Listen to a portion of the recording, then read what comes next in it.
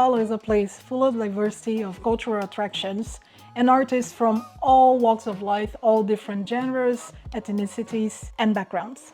One of the most noticeable, and that São Paulo is very famous for, is the street art, which you can see throughout the entire city as you're walking around or you're actually actively looking for it, or even not actually looking for it. Hi, my name is Anna, and here on this channel we speak about everything related to food, culture, architecture, and much more in Brazil. Come with me as we explore this beautiful country together. The graffiti art in Brazil took off in the 1980s as the artists started drawing inspiration from the New York hip-hop and punk scenes. Up until the 90s, São Paulo didn't have a lot of regulations around billboards and advertisement, visual pollution in general. So the sides of the buildings would just be taken with big billboards, very ugly, and would just make it for an ugly, messy city. It was only now, in the 21st century, that the laws around visual pollution became a little bit more strict and the billboards were taken down. And then all of those sides of those buildings were just available for the muralists, the people that paint the street arts you see nowadays, to take advantage of and started putting beautiful art all over the city. Obviously, this first happened without permission. But eventually, all of these artists came together, got organized, and were able to approve a law that guaranteed the rights of the street artists and made São Paulo become one of the key places for that type of art in Brazil. Because all of this background and context, many of our most famous street artists are from São Paulo. Some of those names are Speto, Mauro, which goes by Veracidade as well, and of course, the most famous one, Eduardo Cobra. Cobra is internationally known. You probably will have seen his work in Brazil, in Rio, or even in other countries like Germany and the US, for example. One of the reasons why Cobra is so important in the street art scene is because in the beginning of his career, of course, street art was not legalized yet, so he would often do that while escaping the police. But he became so famous and so internationally well-known that the city saw an opportunity to actually embrace the street art as well as finance it to make the city more beautiful to people. And obviously, Cobra spearheaded that movement. So these are some of the places that you can enjoy street art in São Paulo. The Minhocão is a suspended highway in the middle of the city that crosses right in the middle of the buildings.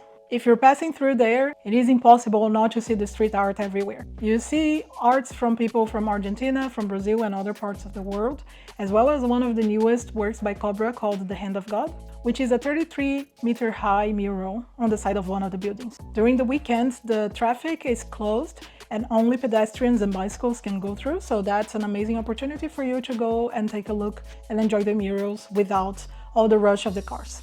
The Paulista Avenue. This one you will most likely be visiting if you're going to São Paulo. And if you look to the sides of the roads, you can see at the far ends all of these beautiful murals throughout the city and the streets.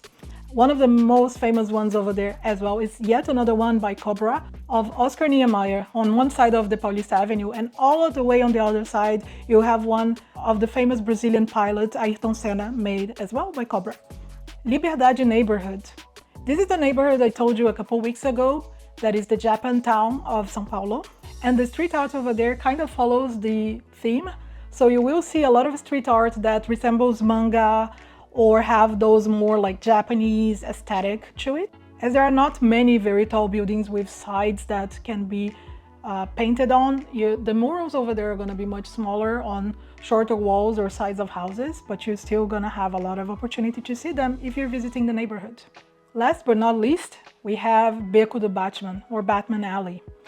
This is probably the most famous place where people go to enjoy street art in São Paulo. This is actually not one alley, but a few alleyways that kind of are linked together. And throughout the entire alleys, you'll see street art all over.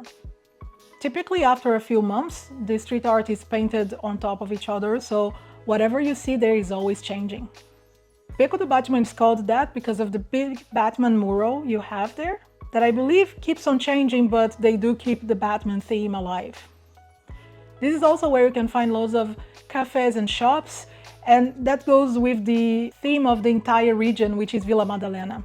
I have a full video as well about Vila Madalena and Pinheiros. If you want to check out, it's over here. One of the things that I think it's important to mention is that in Brazil we make a distinction between what we call graffiti and what we call pichação.